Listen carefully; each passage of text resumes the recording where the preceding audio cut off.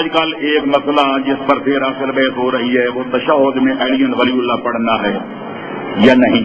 آپ سے گزارش ہے کہ اس کے بارے میں وضاحت کریں. تو گزارش یہ ہے کہ میں بار بار اپنی تقریروں میں کہہ چکا ہوں اور سب کا یہ عقیدہ ہے کہ حلال و محمد حلال الی یوم القیامہ و حرام و محمد حرام الی یوم القیامہ.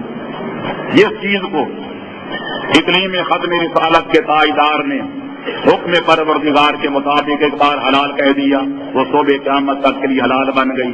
جس کو بانی اسلام نے ایک بار حرام کہہ دیا وہ صبح قیامت کے کفر تک حرام ہو گئی. تو میرے دوستوں مسئلہ بڑا نازک ہے.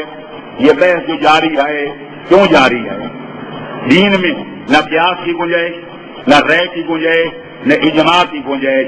دین کا دار و مدار یا اللہ کے قرآن پر ہے یا 14 کے فرمان پر ہے. تو جب تشہد میں علی ولی کی ولایت والی گواہی نہ خدا نے قرآن میں بتائی نہ 14 معصوموں نے اپنے فرمان میں فرمائی تینوں نے پڑھ کے بتائی، پھر کون سی نئی شریعت آج پیدا ہوگی 15ویں صدی میں جو کہتی ہے کہ تشہد میں یہ اضافہ کرنا چاہیے؟ اس لیے کہتا ہوں وہی بات سمجھتا ہوں جیسے حد تمام علماء کی توضیحات والمسائل مراج تقلید کی تقلید والی کتابیں آپ کے گھروں میں پڑھی ہیں. تحفۃ الوام آپ کے گھروں میں پڑھی ہے.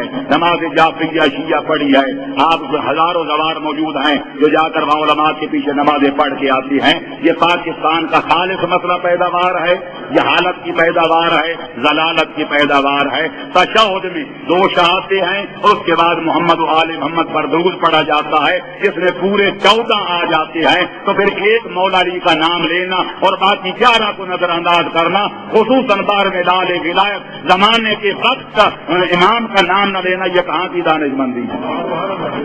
لہذا شرعی طور پر کوئی گنجائش نہیں، عوام کا میں ذمہ دار نہیں اور کوئی مجتہد کوئی عالم دین آپ کو اس قسم کی اضافہ کرنے کی نماز میں اجازت ہرگز نہیں دے گا. صلوات پڑھیں محمد و اہل بیت محمد.